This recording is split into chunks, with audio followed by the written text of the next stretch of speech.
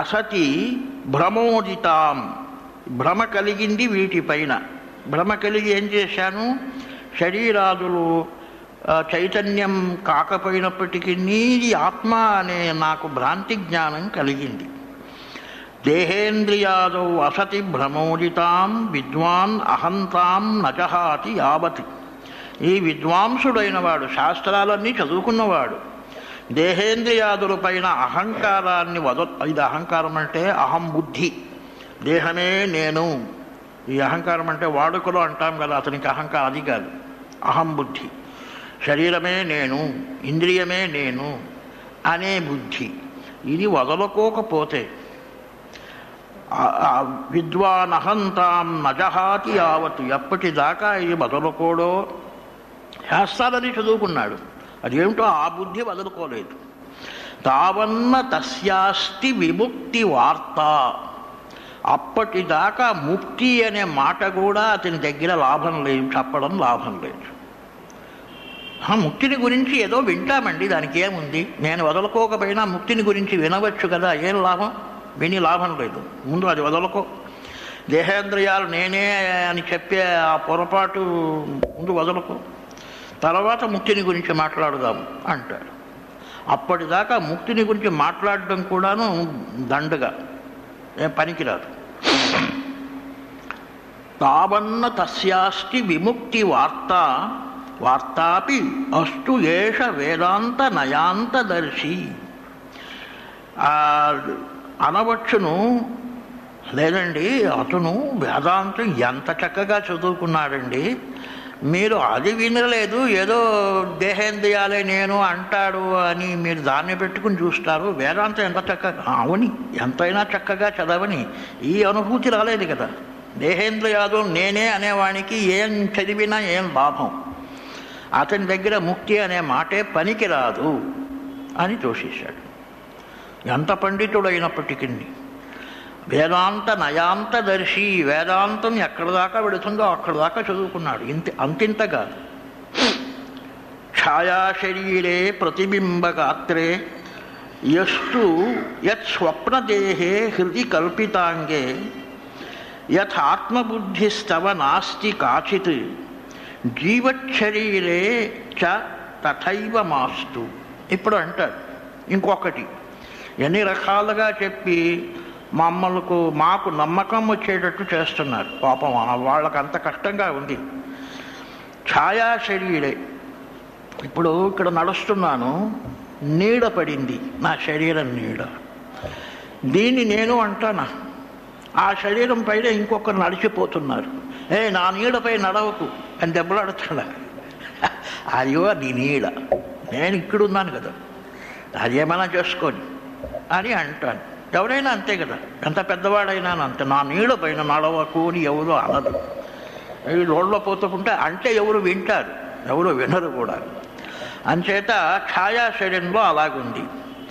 అలాగే ప్రతిబింబంలో కూడా, ఈ ప్రతిబింబం అద్దంలో చూసుకుంటాను, ఎంతో చక్కగా ఉంది నిజమే, కానీ అద్దం పగిలిపోయింది అనుకోండి, ఆ ప్రతిబింబం కనిపించదు.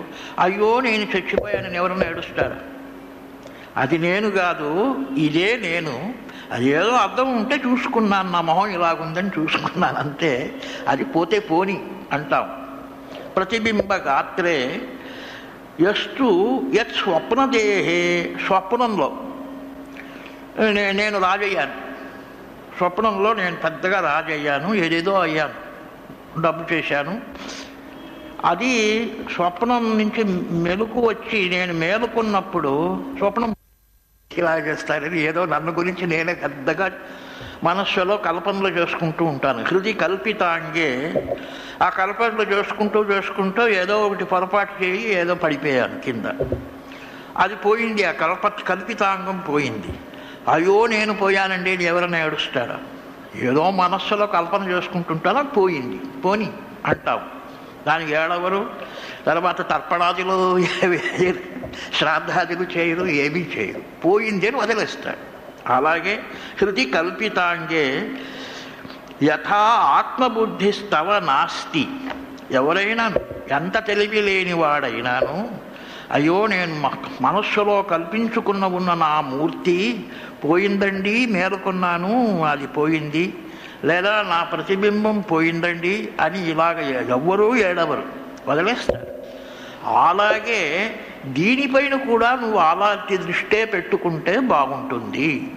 ఇది పోయినప్పుడు కూడా పోయి అది నేను కాదు అదే దృష్టి నీకు ఉంటే ఇంకేం అక్కర్లేదు. అది ఉందా అని అడుగుతారు. యత్ స్వప్నదేహే హృది కల్పితాంగే యత్ ఆత్మబుద్ధిస్తవ నాస్తి కాచిత్ జీవశరీరే తథైవ మాస్తు. ఇలాగ ప్రతిబింబంలో కానీ, ఛాయలో కానీ, తర్వాత నీ కల్పితమైన శరీరంలో కానీ నీకు ఎలాగ వాస్తవికంగా అది నేనే అనే బుద్ధి లేదో అలాగనే ఈ శరీరంలో కూడా నేను కాదు ఇది అని అనడానికి నీకేమయ్యా కష్టం అంటాడు. అది చేశావా ముక్తి నీకు కలిగింది. దేహాత్మధీరేవ నృణాం అసద్ధియాం జన్మాది దుఃఖ ప్రభవస్య బీజం యతస్తతస్త్వం జహితాం ప్రయత్నాత్ త్యక్తేతు చిత్తే నా పునర్భవాష. వదలరు పాపం, ఎన్నో రకరకాలుగా మాకు బుద్ధి చెప్తున్నారు. ఇది ముఖ్యంగా ఈ దేహం పైన ఆత్మభావం పోయింది అంటే తక్కిన దానిపైన ఆత్మభావం పోవడం పెద్దగా కష్టం అనిపించదు. ఈ శరీరం ఇది స్థూలంగా నా కంటికి ఎదురుగుండా ఉంటే దీనిపైన ఆత్మభావం పోవడం కష్టం. అందుకని ఇన్ని విధాలుగా చెప్తున్నారు. దేహాత్మధీరేవ నృణాం అసద్ధియాం.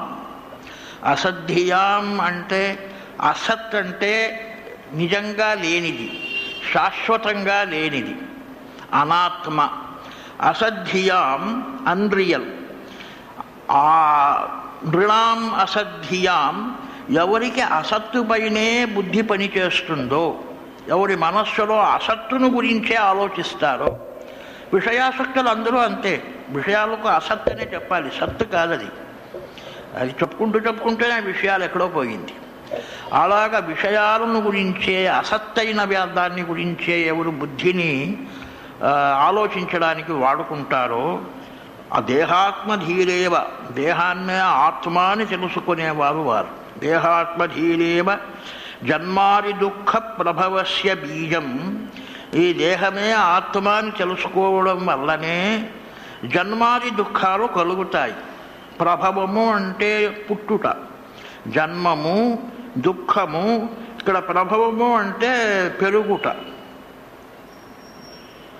ఈ జన్మమని ఒక్కసారి చెప్పినారు కాబట్టి ప్రభవము అంటే పెరుగుట, పుట్టుట, పెరుగుట. ఇవన్నీ దానికి బీజ రూపంగా ఉండేది ఏది? దేహమే ఆత్మ అని తెలుసుకోవడం. దేహమే ఆత్మ అని తెలుసుకున్నవాడే పుట్టుతాడు, పెరుగుతాడు. తర్వాత ఎప్పుడు చూసినా అసత్ విషయాలను గురించి ఆలోచిస్తాడు, సద్విషయమైన ఆత్మను గురించి ఆలోచించలేడు. శరీరమే ఆత్మ అయిన వాడు ఏం చేస్తాడు? యతస్తతస్త్వం జహితాం ప్రయత్నాత్. కాబట్టి నువ్వేం చేయాలంటే దాన్ని వదులుకోవాలి. ఏమండి వదులుకోవడం? చిన్నప్పటి నుంచి వచ్చిందండి, పుట్టుకతోటే వచ్చిందంటే ఇంక దారి అదేముంది, కష్టమేమీ లేదు. కొంచెం కష్టపడితే వెళ్ళిపోతుంది. ప్రయత్నాత్, దాన్ని కష్టపడి వదలుకో, పెట్టుకుంటే లాభం లేదు. కానీ బుద్ధి చెప్పి ప్రయత్నాత్ త్యక్తేతు చిత్తే నా పునర్భవాష.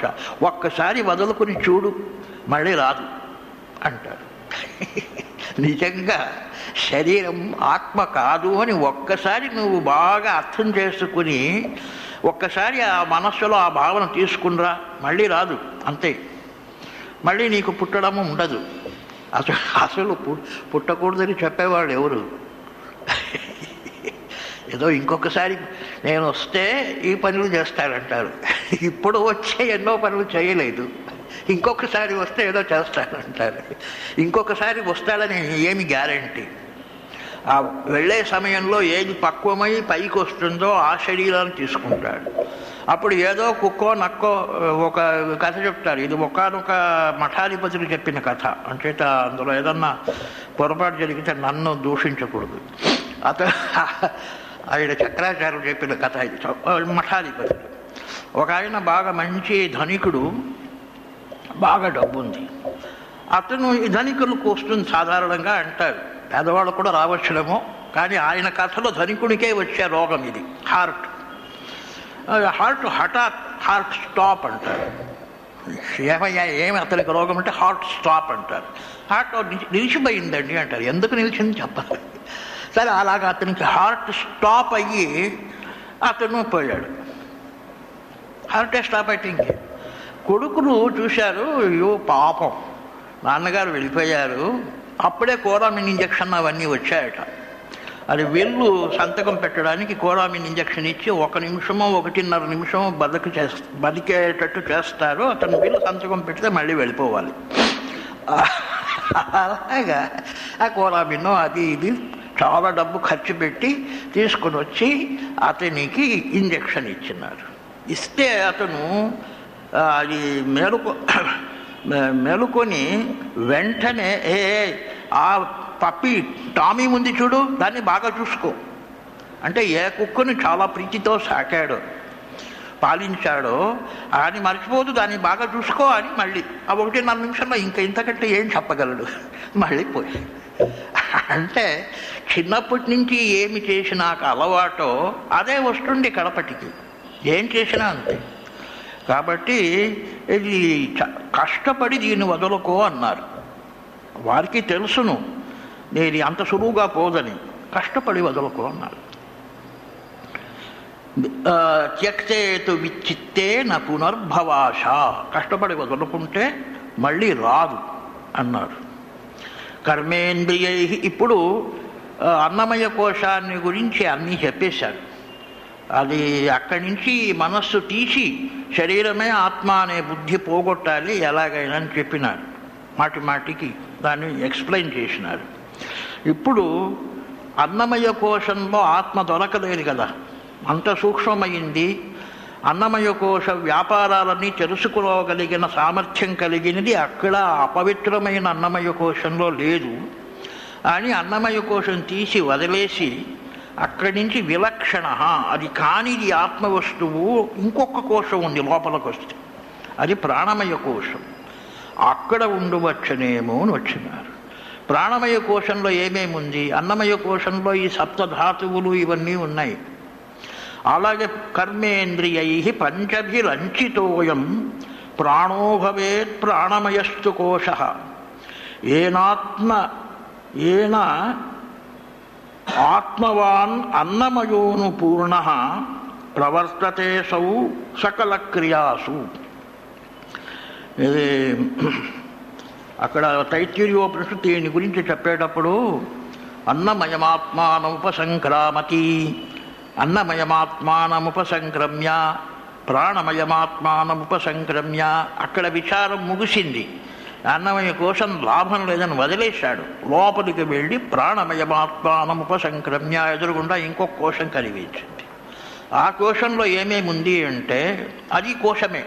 కోశము అంటే లోపల ఉండే వస్తువును ఇంగితం చేస్తుందే కానీ దాన్ని బయటికి ప్రకాశింపజేయదు, అది కోశం.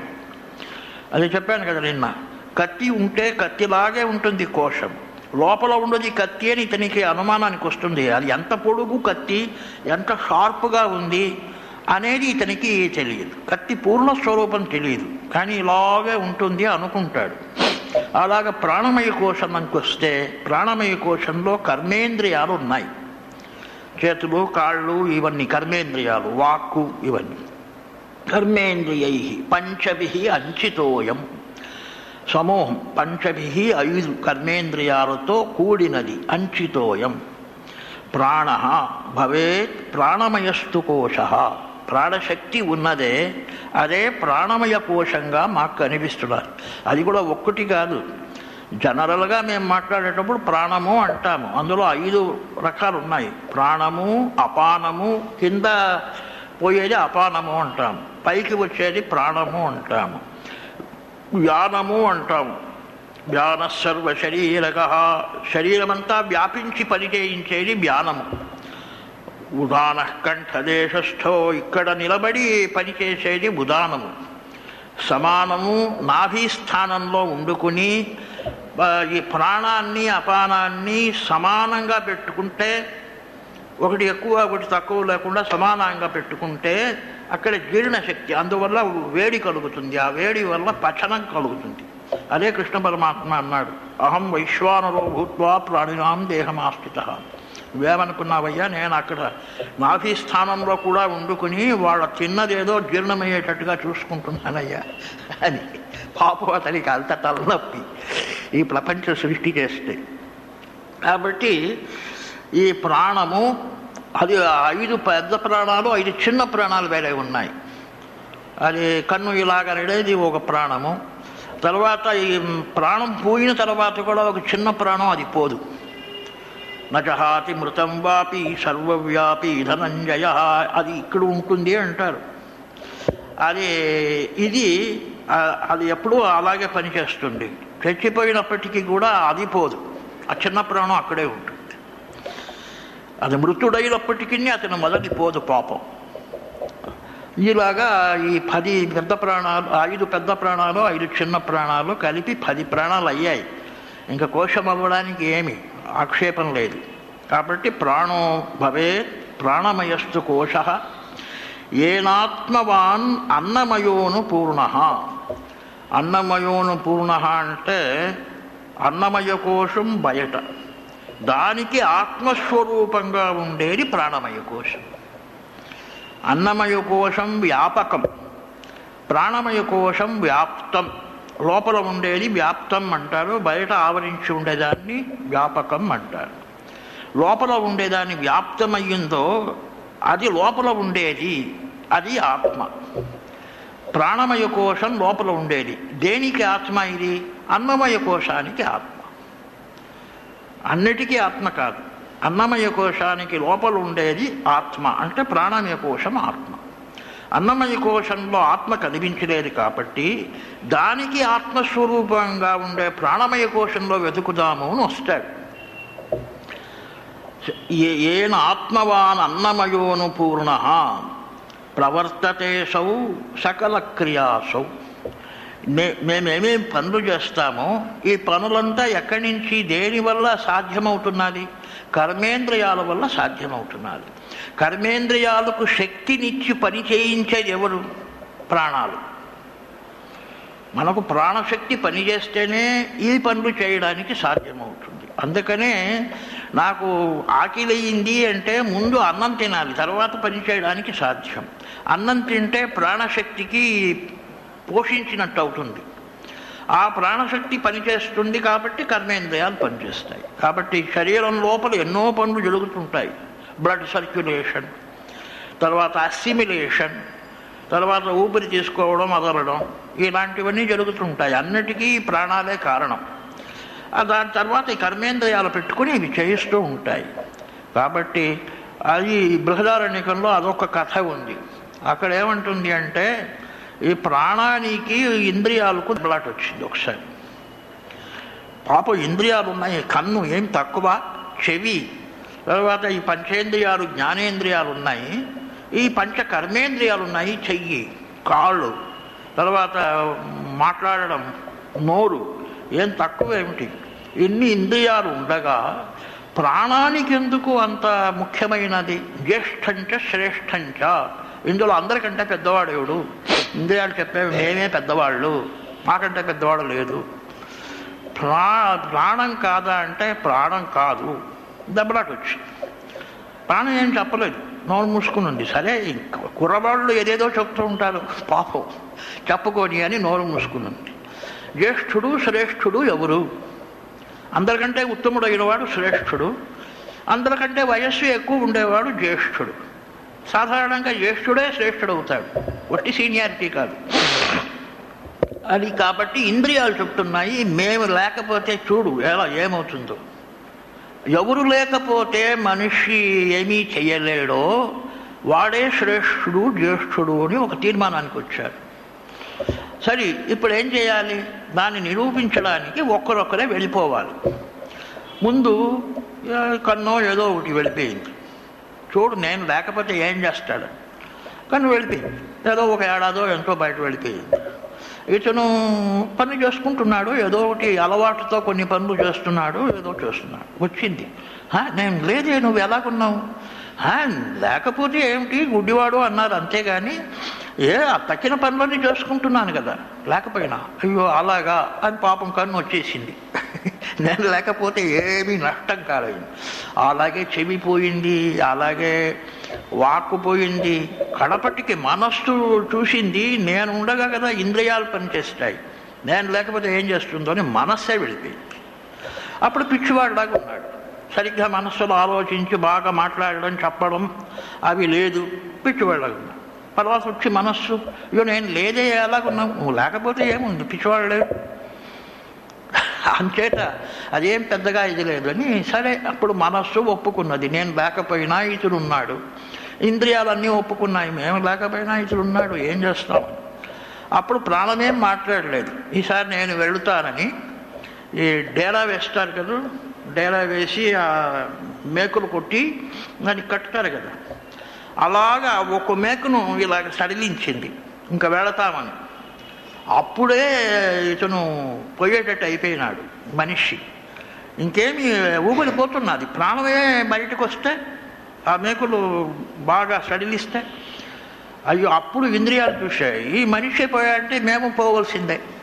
కాబట్టి ఎందుకు బాబు, ఈ నాయన మీరే పెద్దవాళ్ళండి, అంతకంటే పెద్దవాళ్ళు, సీనియర్ మోస్ట్, మీరే శ్రేష్ఠులండి బాబు, ఉండండి, మీరు ఎక్కడ పోకండి అని వచ్చి అన్ని బ్రతిమాలుకున్నాయి. అప్పుడు ప్రాణం పాపం ఇంకేం తెలియదు, ఒట్టినే ఆ మేకులు సడిలించింది, ఇంకా పోలేదు. అప్పుడే అంచేత ప్రాణాదులు ఉండగా మనిషి ఉన్నాడు, ప్రాణం లేకపోతే మనిషి లేదు. అంచేత ఆత్మ అక్కడే ఉంటుందేమో అని ఒక సందేహం రావచ్చు. అన్నమయంలో లేదు, ప్రాణమయంలో ఉంటుంది అని వచ్చారు.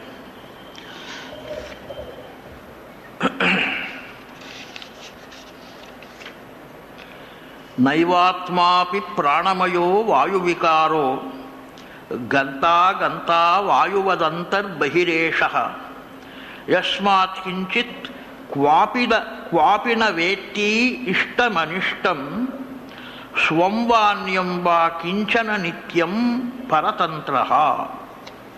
ఎప్పుడు అంటుంది ఆచార్యుల వారు అంటారు,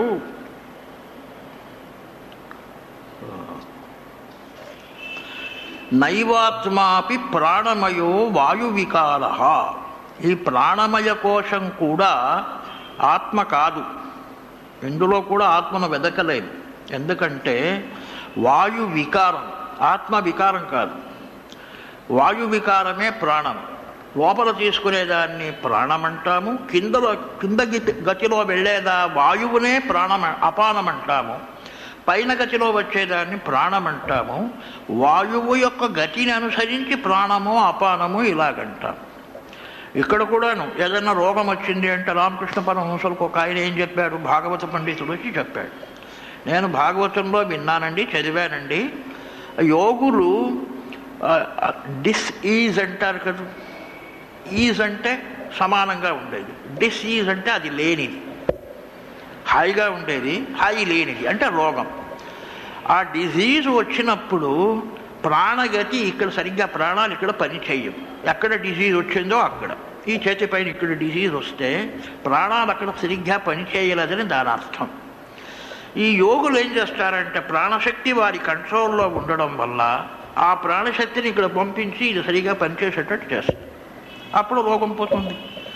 అంతేనండి, మీరేదో దానికి బాధపడుతున్నారు, ఇక్కడ గొంతు వ్యాధి అని ఇది భాగవతంలో చెప్పిందండి, మీరు అలాగ చేస్తే ఇదేమి మీకు బాధ పెట్టదండి, వెళ్ళిపోతుంది అని అన్నాడు. రామకృష్ణ పరమహంసులు అన్నాడు, అయ్యా నువ్వు భాగవత పండితుడు, ఇలాంటి మాటలా నీ నోట్లో, ఏదో అన్యాయం చెప్పినట్టుగాను, నువ్వు గొప్ప భాగవత పండితుడు కదా, ఈ మనస్సు దేవికి ఇచ్చేసినాను, తల్లి పాదపద్మాల్లో పెట్టినాను, ఇప్పుడు మళ్ళీ దాన్ని తీసుకుని ప్రాణాలు ఇక్కడ రావాలి అంటే మనస్సు వల్లనే, మనస్సులో సంకల్పం చేస్తే ఆ ప్రాణశక్తి ఇక్కడ వస్తుంది. ఇప్పుడు ఆ మనస్సును మళ్ళీ తీసుకుని ఈ దేహం పైన నేను పెడతాను, ఇదానీ భాగవతం. ఒకసారి దేవునికి ఇచ్చిన తర్వాత మళ్ళీ నేను తీసుకుని ఈ శరీరం నాది అని చెప్పుకుని దీనిపైన నేను పెట్టుకుంటాను. ఏమయ్యా భాగవతం చదివి ఇలాంటి మాటలా నీ నోట్లో అన్నారు. అలాగా కాబట్టి నైవాత్మాపి ప్రాణమయో వాయు వికార. వాయు వికారం అంటే వాయువు ఒక రీతిగా ఉంటే ప్రాణమని పేరు దానికి, ఇంకొక రీతిగా ఉంటే దాన్ని అపానం అంటారు, ఇంకొక రీతిగా జీర్ణమయ్యేటట్టుగా చేసి ఇక్కడ నాభీదేశంలో ఉంటే దాన్ని సమానం అంటారు. ఇలాగ దానికి అది ఉండే అవస్థను బట్టి దానికి పేర్లే కానీ వాయు వికారమే ప్రాణం. ఈ వికారం ఉండేది ఆత్మ కాదు, ఇది వాయు వికారం కాబట్టి అది అన్నమయ కోశంలో అది అన్న వికారం, మాంసము ఇదంతా. ఇక్కడ ఇది వాయు వికారం కాబట్టి గంతాగంత వాయువదంతర్బహిరేష. ఇది వాయువు లోపలికి వెళ్ళింది, ఇది ప్రాణశక్తి అంటాం. బయటికి వచ్చింది, ఇది ప్రాణం. ఉచ్ఛ్వాసము నిశ్వాసము, వాయువు లోపలికి వెళ్ళడం, వాయువు బయటికి రావడం, ప్రాణము అపానము ఇక్కడ పనిచేస్తున్నది అంటాం. దీనివల్లే శరీరం పనిచేస్తుంది. గంత అగంత, ఆగంత వస్తుంది పోతుంది. గంతాగంత వాయువద్ అంతర్బహిరేష, లోపల పోతుంది బయటకు వస్తుంది. యస్మాత్ కించిత్ క్వాపిన నవేత్తి ఇష్టమనిష్టం. ఈ వాయువు లోపల పోతుంది బయటకు వస్తుంది. దీనికి ఏది మంచిది ఏది చెడ్డది, ఏం చేయాలి ఏం చేయకూడదు ఇవన్నీ దానికి తెలియదు. అంటే ఇది ఆత్మవస్తువు తెలుసుకుని చేస్తుంది వేత్త. ఈ ప్రాణము తెలుసుకోవడానికి చైతన్యం లేదు కదా, లోపలికి వెళుతుంది బయటకు వస్తుంది. కేనోపనిషత్తులో అడిగినట్టు కేనేషితం పతతి ప్రేషితం మనః. ఎవరి ద్వారా ప్రేషితమై మనస్సు ఇక్కడ వచ్చింది, ఎవరి ద్వారా ప్రేషితమై ఇంద్రియాలు పనిచేస్తున్నాయని అక్కడ అడిగినారే. ఆత్మ ద్వారా ప్రేరితమై ఇవన్నీ చేస్తున్నాయని అక్కడ సమాధానం. ఇక్కడ ఈ ప్రాణాలు ఆత్మ పని చేయలేదు, అవి లోపలికి వెళతాయి బయటకు వస్తాయి. వాటికి ఏమి ఇష్టము ఏమి అనిష్టము వాటికి తెలియదు, తెలుసుకునేది ఇంకొకరు. కాబట్టి తర్వాత ఇందులో వికారం ఉన్నది ప్రాణంలో. కాబట్టి యస్మాత్ కించిత్ క్వాపిన వేత్తి ఇష్టం అనిష్టం. ఎక్కడ ఎలాగా ఏది ఇష్టము ఏది అనిష్టము, ఏది మంచిది ఏది చెడ్డది ఇది తెలుసుకోకుండా ఉన్నాయి ప్రాణాలు. జడ పదార్థాలంటే అలాగే ప్రాణం కూడా జడమే. స్వంవాన్యం వా కించన నిత్యం పరతంత్ర. స్వంవా అన్యం వా, తన్ను తాను తెలుసుకోలేదు ప్రాణము, మరొక్కటిని తెలుసుకోలేదు. ఇప్పుడు ఆత్మ ఉన్నది కాబట్టి నన్ను నేను తెలుసుకోవచ్చును. దీన్ని బయట ఉండేదాన్ని కూడా నేను తెలుసుకోవచ్చు. తెలుసుకోవడానికి నేను స్వతంత్రుడు, ప్రాణము అలా కాదు, జడం కాబట్టి అది పరతంత్రం. మరొక్కరు దాన్ని ఎలాగ వాడుకుంటారో అలాగ అది పనిచేస్తుంది. అదే కేనోపనిషత్తులో కిందటిసారి చెప్పింది. కేనేషితం పతతి ప్రేషితం మనః. వీటికి స్వేచ్ఛగా వ్యవహారం చేయడం వీటి చేత కాదు, జడాలు. దీన్ని చైతన్య వస్తువు ఒకటి పెట్టుకుని వీటి చేత పని చేయిస్తుంది. అంచేత అది ఎవ్వరూ అని అక్కడ వేసిన ప్రశ్న. అలాగే ఇక్కడ స్వంవా అన్యం వా కించన నిత్యం పరతంత్ర. ఇది తాను అన్యం వా ఇంకొకడిని తెలుసుకోవడానికి దీనికి కాదు. పరతంత్ర, పరతంత్రుడు ప్రాణుడు, స్వతంత్రుడు కాదు, తానే స్వేచ్ఛగా ఏమీ చేయలేడు. చైతన్య శక్తి ఎలాగ ఈ ప్రాణాలు చేతిలో పెట్టుకుని పని చేయిస్తుందో అలాగ చేస్తాయి. కాబట్టి ఈ కారణాల వల్ల ప్రాణమయ కోశం కూడా ఆత్మ కాదు. వికారం ఉన్నది, పరతంత్రావస్థ ఉన్నది, ప్రాణానికి లోపల పోతుంది బయట వస్తుంది. ఏది మంచిది ఏది చెడ్డది అనే వివేచన శక్తి లేదు.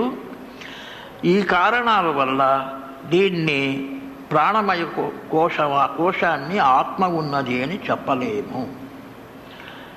జ్ఞానేంద్రియాని ఈ ప్రాణమయ కోశాన్ని ఇంతట్లో వదిలేశారు. దీని గురించి ఎక్కువగా చెప్పలేదు. ఎందుకంటే అన్నమయ కోశం ప్రత్యక్షంగా మాకు కనిపించి దీని గురించి ఎన్నో తెలుసుకుంటూ ఉంటాం. దీన్ని పెట్టుకుని ఎంతో పని చేస్తాం. ప్రాణమయం లోపల ఉంది కాబట్టి అది చేయడం అంతా మనకు తెలియదు కాబట్టి అక్కడ ఆత్మ లేదనే తెలుస్తున్నది, వికారాలు ఉన్నాయి కాబట్టి. కాబట్టి అందు వదిలేసి ఇప్పుడు నెక్స్ట్ కోశం చూశాడు. దీనికి ఆత్మస్వరూపంగా దీని లోపల ఇంకొకటి ఉంది.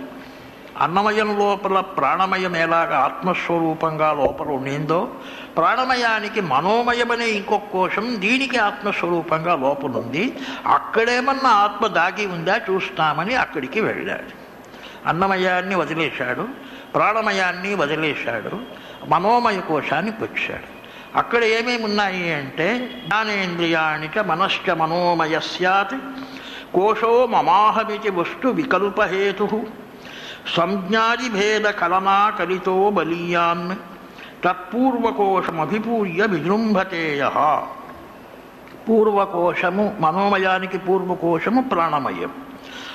అభిపూర్య ప్రాణమయ కోశాన్ని మనోమయ కోశం నింపింది, పూర్తి చేసింది. అంటే దానికి లోపల ఉండేది అని అర్థం. అది విజృంభతే, మనోమయము ప్రాణమయ కోశం లోపల వండుకొని విజృంభిస్తుంది అంటే పెద్దగా చెప్పుకుంటుంది, నేను మనోమయ కోశం అని. అందులో ఏమేమి ఉన్నాయంటే జ్ఞానేంద్రియాలు ఉన్నాయి, మనస్సు ఉంది, అందుకనే మనోమయ కోశం అన్నారు. ఇది కోశో మమాహమితి వస్తు వికల్పహేతు. ఈ మనోమయ కోశం ఉండడం వల్ల వస్తు వికల్పాలు కలుగుతాయి. ఇది నాది, మమాయం అని మనస్సులో ఇలాగ వికల్పము, ఇది నాది, ఇది నాది కాదు అనే వికల్పాన్ని కలుగజేస్తుంది. ఎలాగ అన్నమయ కోశంలో ఇది నేను అనే భావన వచ్చిందో, మనోమయ కోశంలో ఇది నాది అనే భావన వస్తుంది. వికల్పం, వస్తు వికల్పం. సంజ్ఞాదిభేద కలనాకలితో బలీయాన్. సంజ్ఞాది భేదము అంటే కాన్షియస్గా ఉన్నాడు అతను, ఎవరినైనా మాట్లాడిస్తాం. అతను అన్యమనస్కుడై ఉంటే మేము అడిగిన దానికి బదులు చెప్పం. యాబ్సెంట్ మైండెడ్ అంటారు కదా. యాబ్సెంట్ మైండెడ్ అంటే ఏమి? మనసు ఎక్కడో పోయింది, ఉంది, నా వైపు లేదు, ఇంకెక్కడో ఉంది. కాబట్టి యాబ్సెంట్ మైండెడ్ వాళ్ళను సంజ్ఞాది భేద, అతనికి సంజ్ఞ లేదు అంటాం. నేనేమడిగినా బదులు చెప్పకుండా నిలబడినాడే అలాగా అంటాం. ఈ సంజ్ఞాది భేదాలన్నీ మనోమయ కోశంలో ఉంది. సంజ్ఞాది భేద కలనా కలితో మదీయాన్ తత్పూర్వకోశమభిపూర్య విజృంభతేయ అని పూర్ణం అంటారు కదా. పోళిలో పూర్ణం పెట్టున్నారు అంటారు. అంటే ఆ తీపు ఇది ఉంటుంది కదా, బెల్లము అవన్నీ వేసి అది పోళిలో పెట్టి దాన్ని తర్వాత అది పోళిగా చేస్తారు. అంటే పోళి దాన్ని ఇది చేస్తే ఏముంది, అందులో పూర్ణం ఉంది అంటారు. అలాగే ప్రాణమయ కోశం లోపల ఏముంది, మనోమయ కోశం పూర్ణంగా ఉంది. ఆ మనోమయ కోశంలో కూడా ఇలాంటిది ఉన్నాయి. మనస్సు ఉన్నది, మనస్సు లేదు. తర్వాత మనస్సులో వికల్పం, ఒకసారి ఇది నాది, ఇది నాది కాదు, ఇలాంటి వికల్పాలు. ఆత్మ వస్తువులో అలా ఉండకూడదు.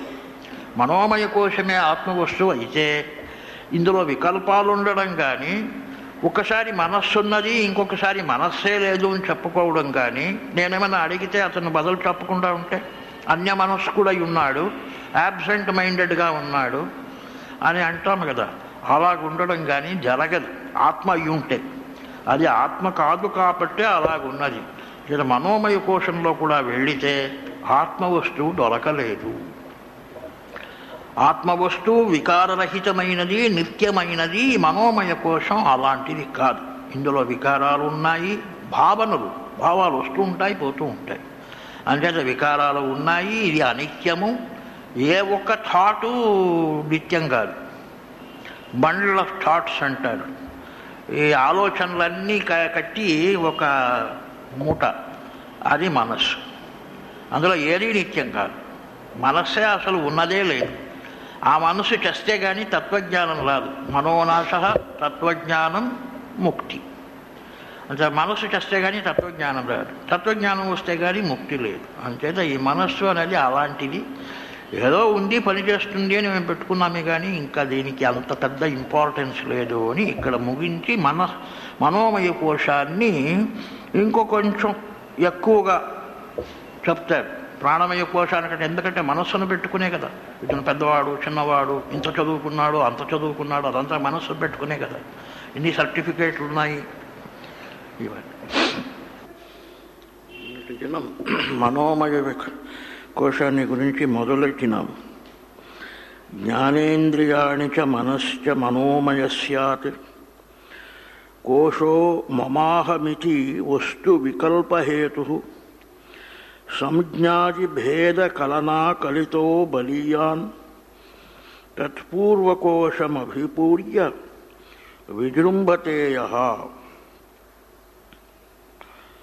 జ్ఞానేంద్రియాలు 5 ఉన్నాయి కదా.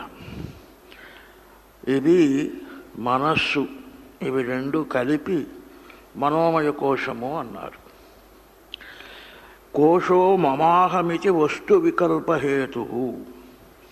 ఈ మనోమయ కోశం లక్షణాలు ఏమిటి అంటే, ఇందులో నేను నాది అనేది వికారాలు కనిపిస్తాయి. మనస్సు నుంచి కదా అంటాను. ఏది చూసినా నేను నాది ఇలాగ మనస్సులో భావాలు వస్తూనే ఉంటాయి. ఇదే వికారాలు మనోమయ కోశంలో వచ్చేవి. సంజ్ఞాది భేదకలనాకలితో బలీయాన్. సంజ్ఞాది అంటే ఒక్కొక్కటికి పేరు పెట్టుకోవడం. దీని ఈ పేరు, ఈ వస్తువుకు ఈ పేరు, ఇలాగ పేరు పెట్టుకుని ఒకటి ఇంకొకటి కంటే వేరు అని కల్పన చేసుకోవడం.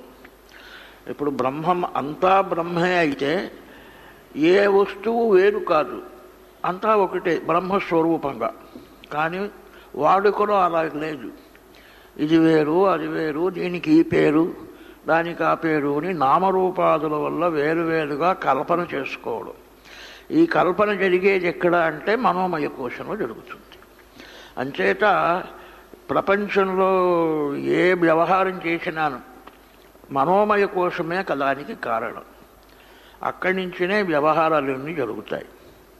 ఈ మనోమయ కోశం అందుకనే చెప్పినారు, మన ఏవ మనుష్యాణం కారణం బంధమోక్షయో. మనస్సే కారణం బంధానికి, మనస్సే కారణం మోక్షానికి అని అందుకే చెప్పినారు. ఆ మనస్సు ఉండగా ఎక్కడ బ్రహ్మస్వరూపాన్ని చూడాలనో అది చూడకుండా వేరే వేరే నామరూపాలను చూస్తూ ఇది వేరు అది వేరు అని భావించడం.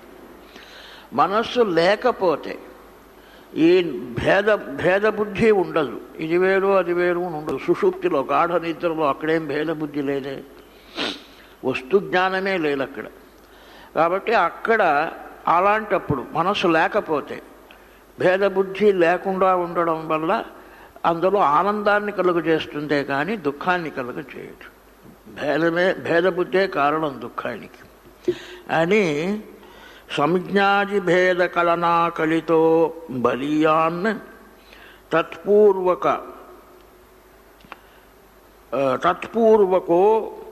తత్పూర్వకోశం అభిపూర్య విజృంభతేయ. తత్పూర్వకోశం అంటే దీని వెనకటి కోశం ప్రాణమయ కోశం. దాన్ని పూర్తి చేస్తుంది. అన్నమయ కోశం తర్వాత దాని లోపల ఇంకో కోశం ఉంది, అది ప్రాణమయ కోశం అని వచ్చాం. ప్రాణమయ కోశం తర్వాత దాని లోపల ఇంకొక కోశం ఉంది, మనోమయ కోశం అని ఇప్పుడు దాని గురించి చెప్తున్నాం. ఈ మనోమయ కోశం అనేది దీని వెనకటి కోశాన్ని పూర్తి చేస్తుంది, ఫిలప్ చేస్తుంది అని మనోమయ కోశ విజృంభతేయ. అంటే మనోమయ కోశం పని ఏమిటి అంటే తన్ను తానే విజృంభణ అంటే అభివ్యక్తీకరణం, తన్ను తానే చూపించడం, నేను ఫలానా ఇది అని. అంటే ఈ జగత్తులో ఏ ఏ వస్తువులు ఉన్నాయో ఇదంతా మనస్సు ద్వారా కల్పితము.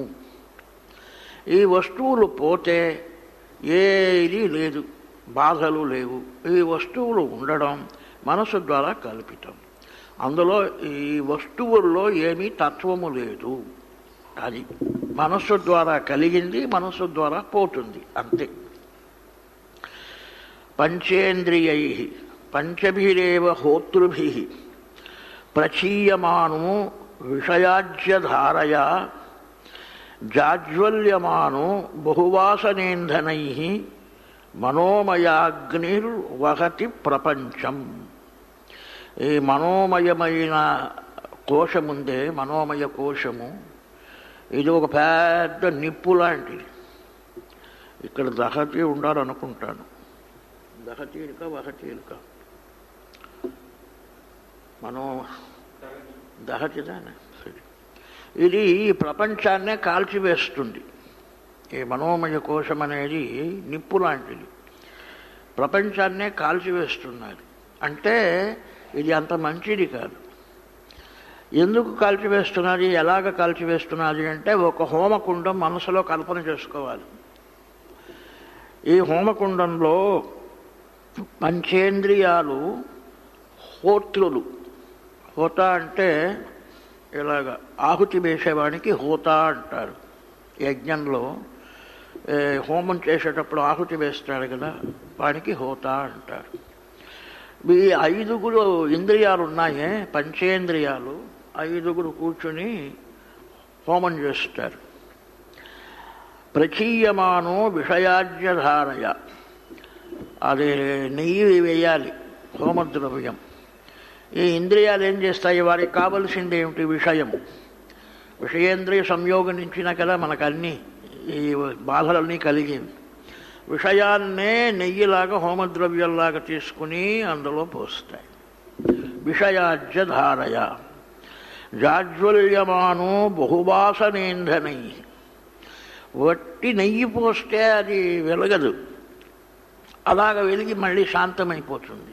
దానికి కర్రలు ఉండాలి. ఈ కర్రలే దాన్ని బాగా వెలిగేటట్టుగా చేస్తుంది. కర్రలు కింద పెట్టి దానిపైన నెయ్యి పోయాలే కానీ ఒట్టి నేతిలో వెలగదు. ఈ కర్రలు ఎలాంటివి అంటే బహువాసనేంధనై. ఇలాగా ఇంద్రియాలు విషయాలు పెట్టుకుని నేను వ్యవహారం చేయడం. గుణాగుణేషు వర్తంతే అని గీతలో చెప్పినారు కదా. విషయాలు ఉంటే ఇంద్రియాలు దాని వెంబడి వెళుతాయి. ఇవి జన్మజన్మాంతరం చేసుకుని వస్తున్నాను. ఇది ఈరోజు చేయడం కాదు. కాబట్టి వాసనలు అంటే సూక్ష్మాకారంగా దాని యొక్క ఇంప్రెషన్స్ మనస్సులో బాగా ఉండిపోయింది. 1 కాదు 2 కాదు, జన్మజన్మాంతాల నుంచి వస్తున్నది. ఆ వాసనలన్నీ అదే కర్రల్లాగా. ఆ వాసనలన్నీ తృప్తి చేసుకోవాలి అంటే ఎన్ని జన్మాలు అవుతుందో తెలియదు. అలాగా ఒక జన్మమైన తర్వాత ఒక జన్మ అది అలాగా నిండిపోయింది. అంచేత బహువాసనేంధనై అంటే బహుజన్మాలలో వచ్చిన వాసనలు అవే ఇంధనంగా అంటే ఎండిన కర్రలను ఇంధనం అంటారు. ఇంధనంగా పెట్టుకుని జాజ్వల్యమానంగా వెలుగుతున్నది. అంటే ఏమిటి, మనం ఈ ప్రపంచానికి వచ్చామంటే మనసులో ఎన్నో కల్పనలు, వాసనలు, కోరికలు, ఇవన్నీ సంస్కారాలు తీసుకుని వచ్చాం. కోరికలు నెరవేర్చుకోవడం, దానికి కొత్తగా ఏదేదో ప్రయత్నించడం, నెరవేరని కోరికలకై దుఃఖపడడం, నెరవేరిన కోరికలై అంత పెద్ద సుఖము లేదు, అనుభవించిన తర్వాత సుఖము పోయింది, క్షణికమైంది. ఇలాగా ఇది చేస్తూనే ఈ ప్రపంచమంతా దీనిపైన ఆధారపడింది. ఇదేమి ఈ ప్రపంచానికి క్షేమమా అంటే క్షేమం కాదు. అది ఎన్ని కోరికలు ఉన్నా దాన్ని అలాగ నెరవేర్చుకుంటూ తృప్తి చేసుకుంటూ ఉంటే అంతు లేదు. ఇది విషయాలు ఇంద్రియాలు, దీనిపైన ఇంకే వస్తువు ఉండదు. విషయాలు చూడగానే ఇంద్రియాలు వెంబడుతుంది దానిపైన. ఇంద్రియాలు విషయాలు కలిస్తే ఏదో ఒక తృప్తి, కోరికలు నెరవేరినట్టు దాని. అంచేత ఇది ఒక పెద్ద హోమకుండంలాగా చూసి ఇంద్రియాలే హోతాలు, వారు హోత్రువు, 5 ఇంద్రియాలు. వారు విషయాలనే నెయ్యితో హోమం చేస్తున్నారు.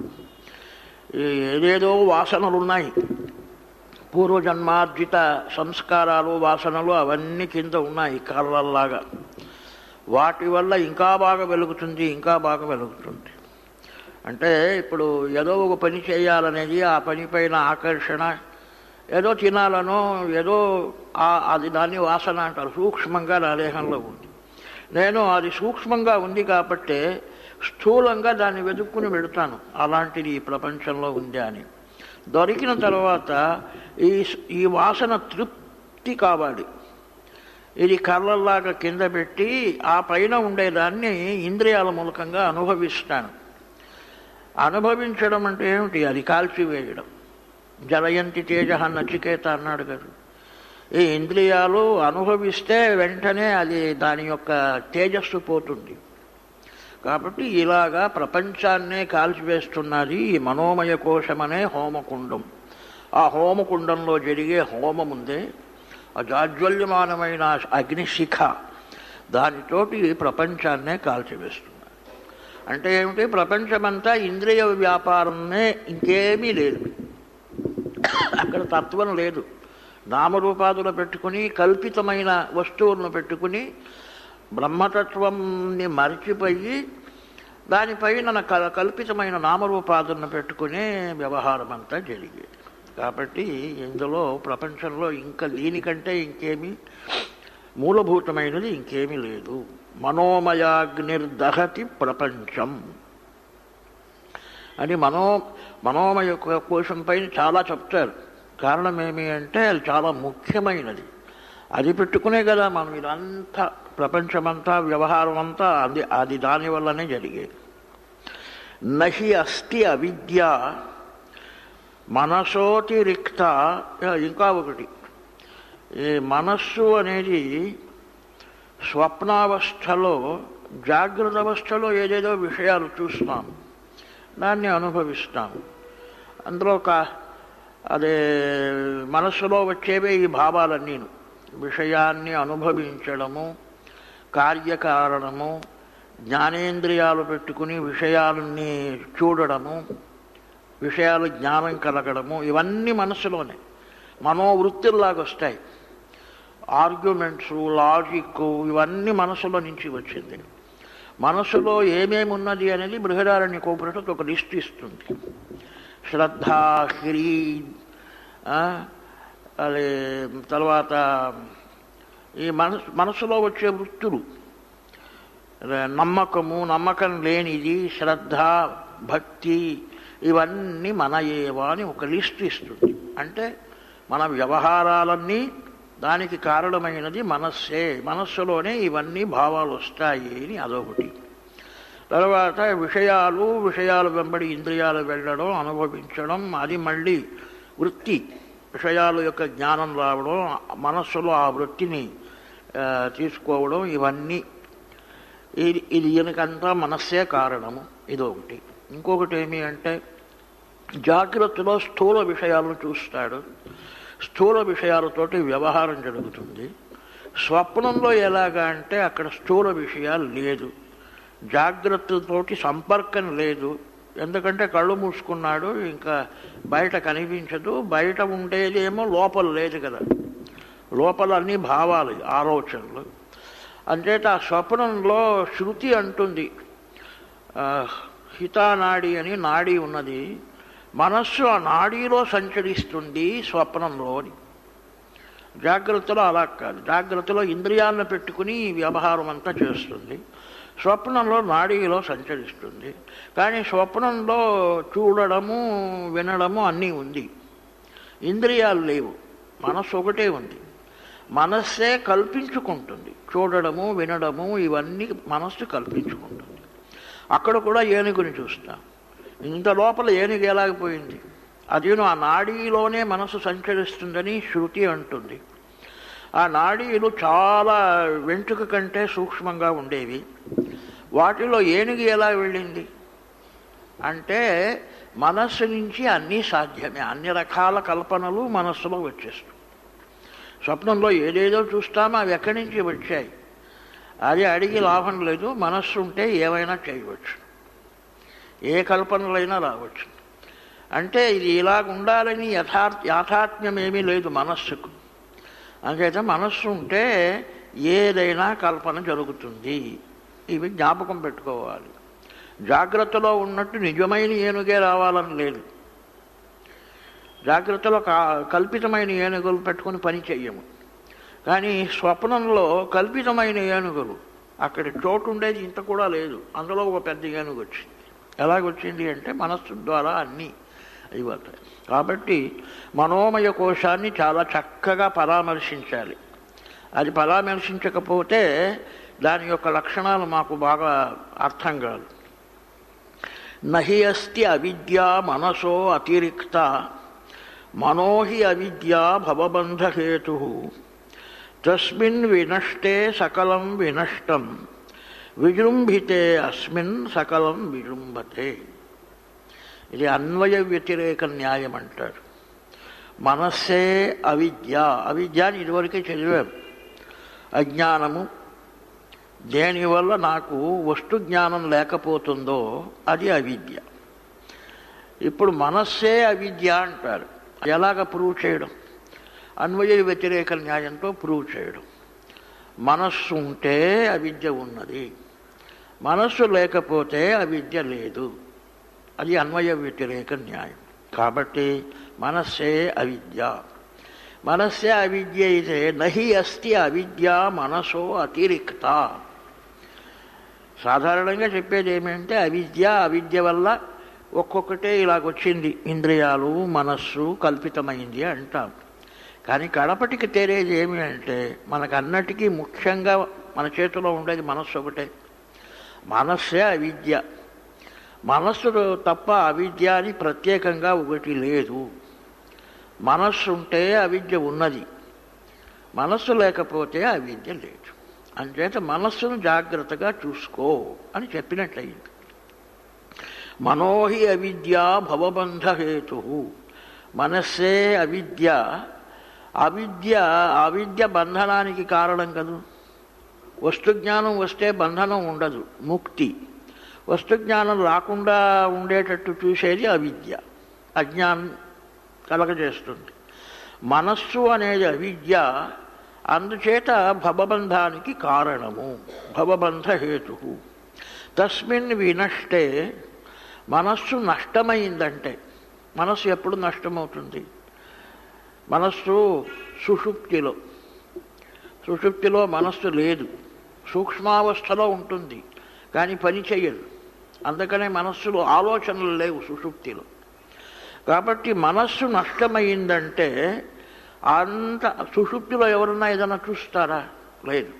ఎందుకు? మనస్సు నష్టమైంది. ఇక్కడ జాగ్రత్త అవస్థలో మనస్సు వీటిని స్థూలావస్థలో గ్రహిస్తుంది.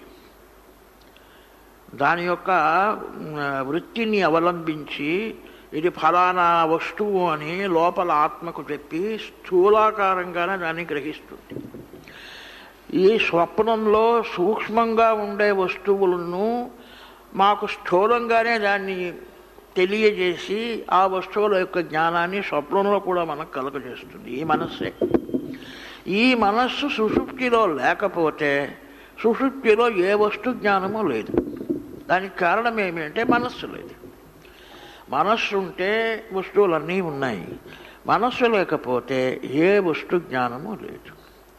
వస్తువులన్నీ ఉన్నప్పుడు మనకు దుఃఖము ఉన్నది, సుఖ దుఃఖాది వృత్తులు కూడా మనస్సులో వచ్చేవే. వస్తు జ్ఞానం లేనప్పుడు మనకు హాయిగా సుఖంగా ఉంటాం, అది కూడా ఉంది. అంచేత దీనికంత కారణం మనస్సే.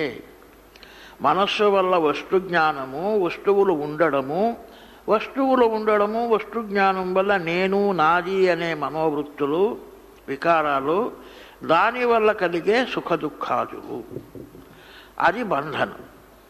మనస్సు లేనప్పుడు వస్తువులు లేదు, వస్తు జ్ఞానము లేదు, నేను నాది అనేది లేదు, సుఖ దుఃఖాదులు లేదు. అప్పుడు ఒకటే ఆనందం.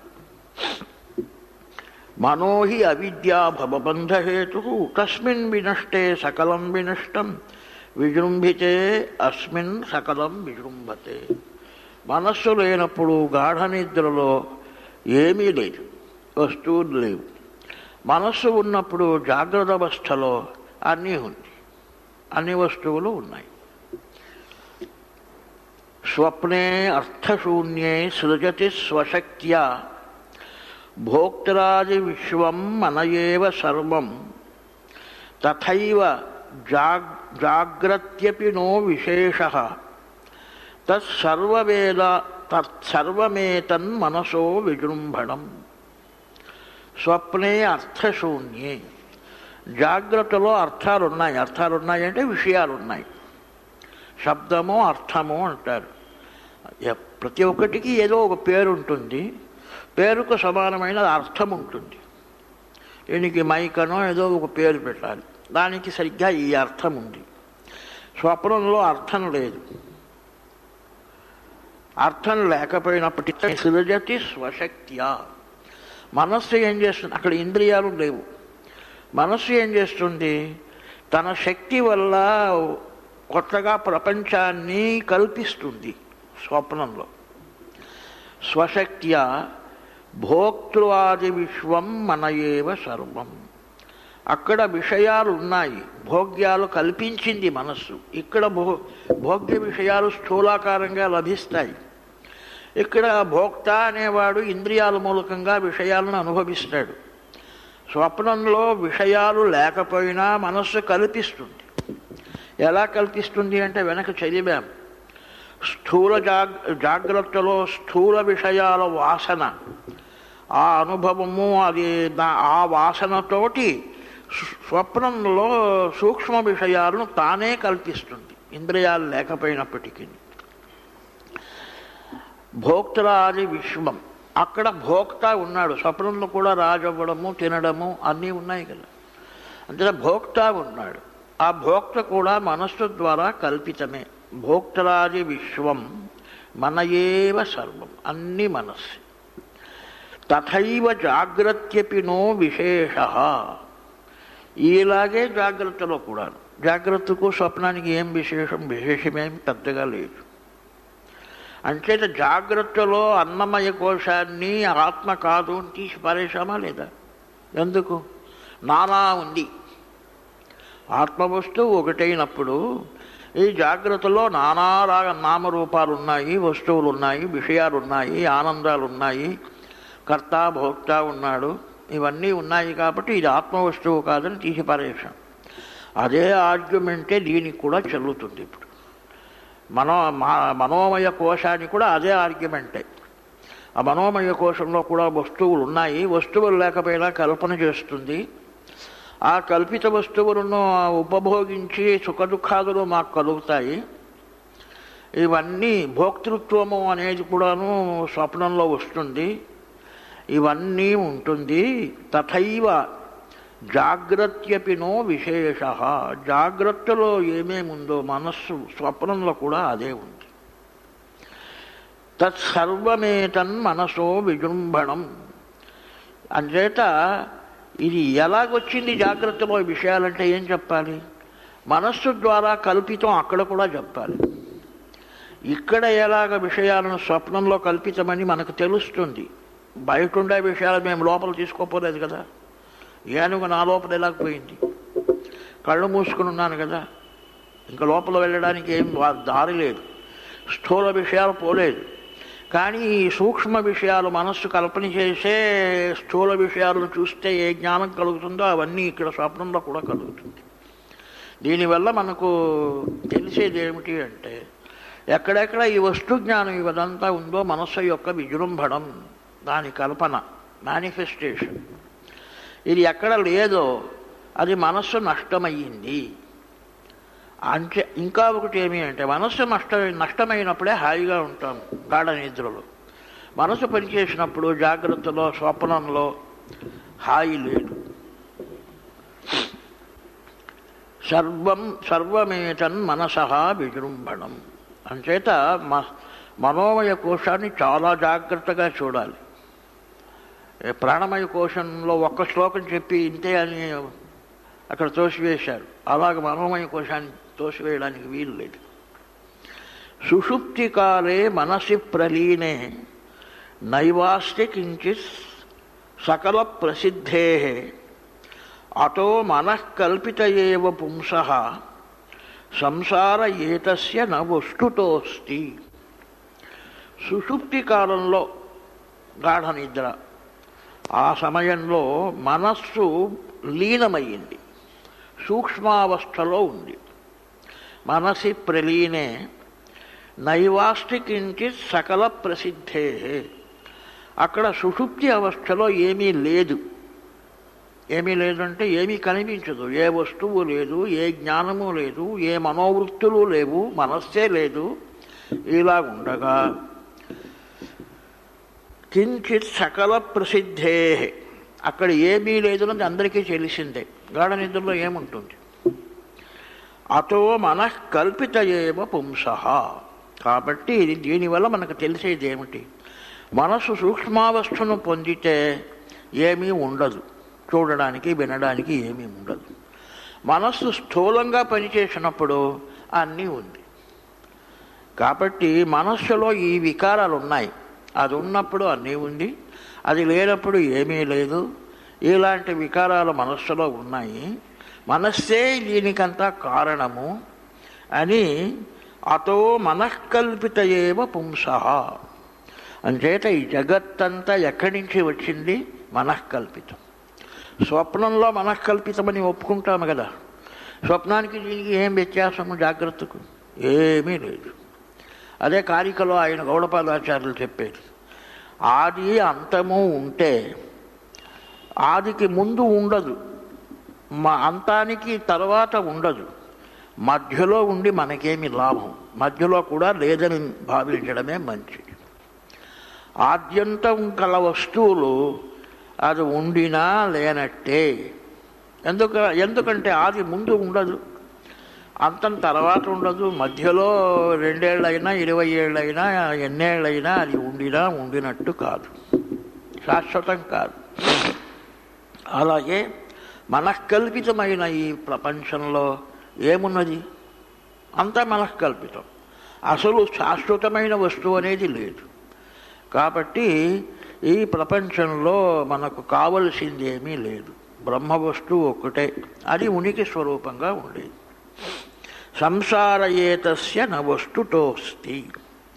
దీనికి వస్తుతః సంసరణం, సంసార అంటే సంసరణం, జనన మరణ ప్రవాహం. వస్తుతః నిజంగానూ పుట్టుట చావుట అనేది లేదు. ఏదో పుట్టినట్టుగా కల్పితం, ఏదో ఈ వస్తువులను విషయాలను ఉపభోగం చేసినట్టుగా, ఏదో మరణం చెందినట్టుగా ఉంటుందే కానీ మనస్సు వల్ల కల్పితమైన ఈ ప్రపంచంలో నిజంగా పుట్టుట నిజంగా పోవుట అనేది లేదు, కల్పితం. అది నిజంగా పుట్టుట నిజంగా పోవుట అంటే అక్కడ లాజిక్ ఉండదు. ఈ స్వప్నంలో ఏదేదో కల్పితమైనదా ఉంటుంది, అది ఎలాగొచ్చింది అనే లాజిక్ అడిగితే చెప్పడానికి ఏమీ ఉండదు. వాయునా ఆనీయతే మేఘ పునస్తేనైవ నీయతే మనసా కల్ప్యతే బంధ మోక్షస్తేనైవ కల్ప్యతే. ఇది కల్పనము, వస్తువు ఉండడము, ఇది రెండు బాగా తెలుసుకోవాలి. వస్తువు ఉండడము అంటే అది ఉంది, కల్పన కాదు. మనస్సు లేనప్పుడు కూడా అది ఉంది. గాఢ నిద్రలో మనస్సు లేదు, సూక్ష్మావస్థకు పోయింది, నేనున్నాను అంటే ఆత్మస్వరూపంగా సాక్షి స్వరూపంగా నేనున్నాను. లేకపోతే నేను నిద్రపోయాను, హాయిగా నిద్రపోయాను, నాకేమీ తెలియలేదు అనే జ్ఞానం మేలుకొన్న తర్వాత రాదు. కాబట్టి నేనున్నాను. మనస్సు పోయినప్పుడు కూడా నేనున్నాను. నేను అనేది శాశ్వతం ఆత్మరూపంతో. మనస్సు ఉండినప్పుడు జాగ్రత్త ఉంది. ఈ జాగ్రత్త మళ్ళీ మర్చిపోయాను గాఢ నిద్రలో. అంటే జాగ్రత్త ఉంది అనే ఏమి గ్యారంటీ? ఎల్లప్పుడూ ఉండేదే ఉండినట్టు, ఏదో ఒకప్పుడు ఉండేది ఉండినట్టు కాదు. జాగ్రత్తలో ఉంది, స్వప్నంలో లేదు, స్వప్నంలో ఉంది, గాఢ నిద్రలో లేదు. అదేం ఉండడం? అది ఎల్లప్పుడూ అన్ని అవస్థల్లో ఉన్నాను నేను. నాకే జాగ్రత్త అవస్థ, నాకే స్వప్నావస్థ, నాదే ఈ గాఢ నిద్రావస్థ. కాబట్టి ఆత్మస్వరూపంతో నేను ఉన్నాను. అది వస్తువు అంటారు. కల్పితం అలా కాదు. కల్పితం అంటే మాకు ఫ్రీడమ్ ఉంది, నేను ఇలాగ చేయగలను, అలాగ చేయగలను. నేను ఒక పువ్వును కల్పించుకోగలను మనస్సులో, ఇంకా ఒక పెద్ద పువ్వు తోటాన్నే కల్పించుకోగలను, ఏదైనా చేయగలను. కల్పన. అది నిజంగా ఉంది అనేది ఏమీ లేదు అని ఈ వాయునా ఆనీయతే మేఘ పునశ్చేనైవ నీయతే అంటే మేఘాలు ఉన్నాయి, అక్కడేదో మేఘాలు ఉండింది, అక్కడి నుంచి గాలిలో కొట్టుకొని వచ్చి విజయవాడ పైన వచ్చాయి మేఘాలు. అంటే అలాగ వచ్చాయి, మళ్ళీ ఇంక కొంచెం గాలి జోరుగా వీసిందంటే ఇలాగ అలా కొట్టుకుని వెళ్ళిపోతుంది. తేనైవ నీయతే మనసా కల్ప్యతే బంధ. అలాగే ఈ బంధమంతామే కోరికలు, ఆశలు, ఇది కావాలి అది కావాలని వాటి వల్ల నేను బద్ధుడు అంటాం. అది వస్తే కానీ మనశ్శాంతి లేదు కదా, ఇది బద్ధుడు. ఈ కోరిక, ఈ మనస్సులో బంధనము, శాంతి లేకుండా ఉండట, ఇది ఉందే, ఇది కల్పన. మనస్సులో బంధనం అనేది ఒక కల్పన. అది లేదు అంటే మోక్షము. ఆ కల్పన లేదు, బంధనము లేదు అంటే మోక్షము. ఉంది అంటే బంధనం ఉంది, ప్రపంచం ఉంది, మమ్మల్ని బంధించి వేస్తుంది అని చెప్పాలి. అంచేత ఇదంతా మనస్సే కారణం. అసలు నా స్వరూపం ఏమిటి? నా స్వరూపం ముక్తావస్థే, బ్రహ్మస్వరూపమే. నేను ఎప్పుడూ ముక్తుడే. కానీ ఈ ప్రపంచం కల్పించుకుంటున్నాను, వస్తువులే కల్పితం కదా, కాబట్టి దాని ద్వారా నా బంధనము కల్పితమే.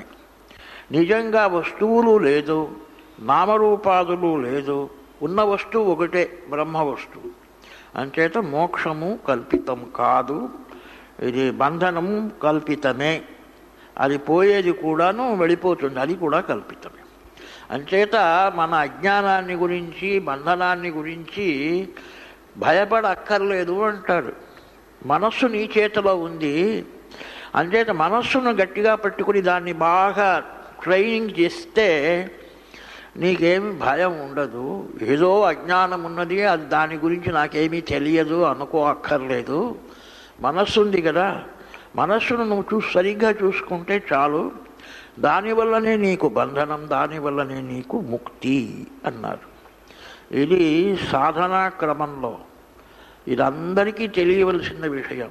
మంత్రానికి బెంగాలీ అంటే ఈ మనస్సు నీది, మంత్రమేమో ఇచ్చారు, మనస్సు నీది.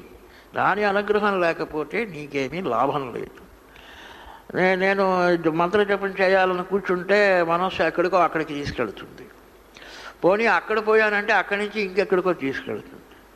అక్కడికి రాలేను అంటే నిద్రపోతాను. మేలుకొని ఉంటే ఎక్కడెక్కడికో తీసుకొడుతుంది. నిద్రపోతే ఏమీ తెలియదు, ఇంకా మంత్రం ఎక్కడ, జపం ఎక్కడ. అందుచేత ఈ మనస్సును బాగా ట్రైనింగ్ చేసుకున్నామంటే మాకేమి భయం లేదు ఈ ప్రపంచంలో ఉండడానికి. అందుకనే మన ఏవ మనుష్యాణం కారణం బంధమోక్షయో అని చెప్పడం కారణం. అది మనస్సే కారణం బంధానికి, మనస్సే కారణం ముక్తికి. కాబట్టి మనసా కల్ప్యతే బంధో మోక్షస్తేనైవ కల్ప్యతే. దేహాది సర్వ విషయే పరికల్ప్య రాగం బధ్నాతి తేన పురుషం పశువద్గుణేన వైరస్యమత్ర విషవత్ సువిధాయ పశ్చాత్ ఏనం విమోచయతి తన్మన ఏవ బంధాత్. ఇప్పుడు మనస్సు ఏమేం చేస్తుంది అంటే ఇవన్నీ చేస్తుంది. దేహాది సర్వ విషయే పరికల్ప్య రాగం, దేహము ఇంకా ఏదేదో విషయాలు, వీటిపైన ఆసక్తిని కలుగజేస్తుంది. రాగం అంటే ఆసక్తి, అది కావాలి కావాలి అని మనస్సు దానిపైనే ఉంటుంది, దాన్ని రాగం అంటారు. దానికి విరుద్ధమైనది ద్వేషము. ఇప్పుడు ఈ శరీరం పైన అందరికీ రాగం ఉంది, శరీరం పైన ద్వేషం ఎవరికీ ఉండదు. తన శరీరం దాన్ని బాగా పోషిస్తాడు. అంచేత ఈ శరీరం పైన మనస్సు ఆసక్తిని కలగజేసి మన శరీరానికి కావలసిన విషయాలపైన రాగాన్ని కలగజేస్తుంది, ఆసక్తిని కలగజేస్తుంది. దేహాది సర్వ విషయే పరికల్ప్య రాగం బధ్నాతి తేన పురుషం పశువద్గుణేన.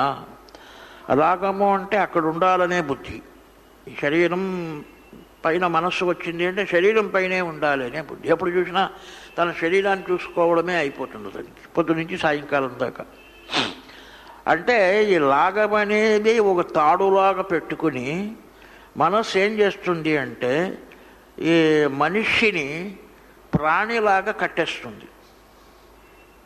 అంటే ఆ మనిషి మనసు స్వాధీనం వచ్చిన వారికి మరిమంత్ర తంత్రములేలా అంటారు. త్యాగరాజస్వాములే అనుకుంటారు.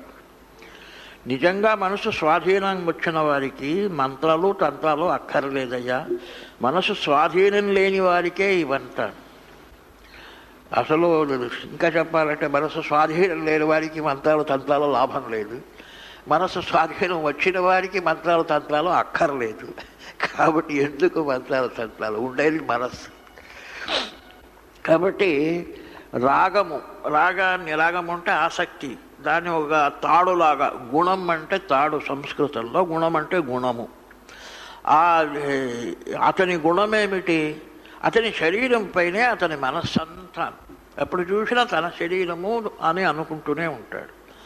ఆ గుణంతో ఆ తాడుతోటి కట్టివేస్తుంది మనస్సు. ఒక ప్రాణులను కట్టడం లేదు, గేదెలను ఆవులను అలా కట్టివేసి పశువత్తు అంటారు. అలా గేదెలు ఆవులను ఎలాగ తాడుతో కట్టివేస్తామో అలాగ ఈ మనస్సు ఏం చేస్తుందంటే మమ్మల్ని కట్టివేస్తుంది. బధ్నాతి తేన పురుషం పశువద్ గుణేన వైరస్యమత్ర విషవత్ సువిధాయ పశ్చాత్. ఇందులో ఇంకొక గుణము ఉంది. ఈ మనస్సును సరిగ్గా కంట్రోల్లో పెట్టుకుని ఈ దేహాదుల పైన వైరాగ్యాన్ని పెంచినాడు. దాన్ని వైరస్యము అంటాడు. వైరస్యము వైరాగ్యం ఒకటే. నిజంగా ఇందులో రసం లేదు. రసం అంటే ఆస్వాదించడానికి టేస్ట్ లేదు.